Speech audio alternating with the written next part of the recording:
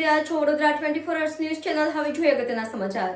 શિક્ષક હિત રક્ષક સમિતિ દ્વારા 100% મતદાન કરે તે માટે મતદાન જાગૃતિ કાર્યક્રમ યોજાયો। શિક્ષક હિત રક્ષક સમિતિ દ્વારા 100% મતદાન કરે તે માટે મતદાન જાગૃતિ કાર્યક્રમ યોજાયો। આજે શહેરની એક ખાનગી હોટલમાં વડોદરા શહેરના વિવિધ સ્કૂલો તથા શહેરના કોચિંગ ક્લાસના સંચાલકો મોટી સંખ્યામાં વિચાર ગોષ્ઠીના કાર્યક્રમમાં જોડાયા હતા। શિક્ષક હિત રક્ષક સમિતિના અગ્રણી અને પૂર્વ શિક્ષણ સમિતિ ચેરમેન દિલીપસિંહ ગોહિલે જણાવ્યું હતું કે ભારતીય સંસ્કૃતિ અને સનાતન ધર્મની રક્ષા કાજે દરેક નાગરિકે મતદાન ફરજિયાત કરે તેવું આહવાન કર્યું હતું અને ઉપસ્થિત શિક્ષકો પાસે સોશિયલ મીડિયા પર મતદાનની અપીલ કરાવાઈ હતી। આજના કાર્યક્રમમાં પારુલ યુનિવર્સિટીના રજિસ્ટ્રાર પવન દ્વિવેદીએ મતદાન કરવું શું કામ જરૂરી છે તે સમજાવ્યું હતું।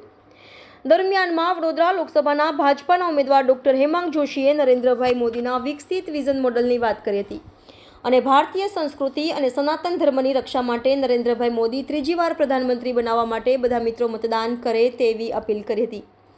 આજના કાર્યક્રમમાં યુનિવર્સિટીના પૂર્વ સેનેટ અને સિન્ડિકેટ સભ્ય દીપક શાહ તથા સેનેટ મેમ્બર નવીનસિંહ જેતાવત, ભાવિન ઉપાધ્યાય, હર્ષિલ રબારી, રાયસિંહ દાહિમા સહિત અનેક યુનિવર્સિટીના પૂર્વ વિદ્યાર્થીઓ નેતાઓ પણ ઉપસ્થિત રહ્યા હતા।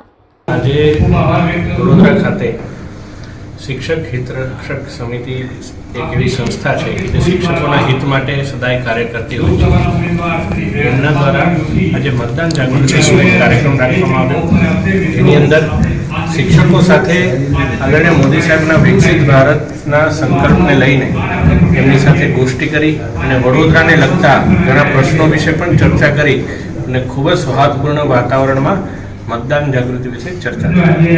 આજરોજ વડોદરા શહેરના સૌ ગુરુજનો કે જે કોઈને કોઈ કોચિંગ ક્લાસ સાથે જોડાયેલા છે, ક્યાંક સ્કૂલ કોલેજમાં શિક્ષકો છે, આ શિક્ષકો કે જે પોતાના વિદ્યાર્થીઓ અને વાલીઓ સાથે સીધા સંપર્કમાં છે, આશરે 200થી વધારે શિક્ષકો છે અને દરેક શિક્ષકની એવી ક્ષમતા છે કે આશરે 2 થી 5,000 લોકો સાથે સીધો સંપર્ક ધરાવે છે। આ બધા જ શિક્ષકો 7મી તારીખે આપણા શહેરીજનો લોકસભાના ઇલેક્શનમાં ખૂબ મોટું મતદાન કરે એટલે મતદાન કરવા માટે જે છે આહવાન કરવાના છે। બધા જ શિક્ષકો આ કાર્યક્રમ દરમિયાન પોતાના સોશિયલ મીડિયા પ્લેટફોર્મ પર, એટલે પછી ફેસબુક હોય, ઇન્સ્ટા હોય કે પછી ટ્વિટર હોય, એના ઉપર જે છે એક સાથે એક જ સમયે જે છે એ પ્રમાણેની પોસ્ટ મૂકવાના છે કે વડોદરાના વિકાસ માટે, ભારત દેશના વિકાસ માટે, ભારતીય સંસ્કૃતિની રક્ષા કાજે, આપણો સનાતન ધર્મ છે એની રક્ષા કાજે 7મી તારીખે પછી બધા શહેરીજનો જે છે એક સાથે ખૂબ મોટું મતદાન કરે, મતદાન અવશ્ય કરે અને ફરજિયાત કરે એવું આહવાન કરવાના છે। આપનું નામ?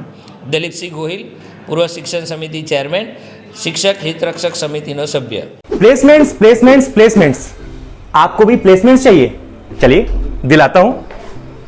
हम इस वक्त मौजूद हैं सयाजीगंज में अरीना एनिमेशन में, जिसने देश को कई बड़े designers, 3D artist, web developer और डिजिटल मार्केटिंग एग्जीक्यूटिव्स दिए हैं। इनके साथ कोलैबोरेटेड हैं वडोदरा के 400 प्लस प्लेसमेंट पार्टनर्स और इन सभी प्लेसमेंट पार्टनर्स की प्रायोरिटी है सिर्फ और सिर्फ अरीना। सिर्फ और सिर्फ अरीना ही क्यों? अरे भाई इसमें कोई जैक वैक नहीं है, समझाता हूं। क्योंकि प्लेसमेंट पार्टनर्स को भी पता है कि अरीना में उनको सबसे अच्छे स्टूडेंट्स मिलेंगे। क्यों?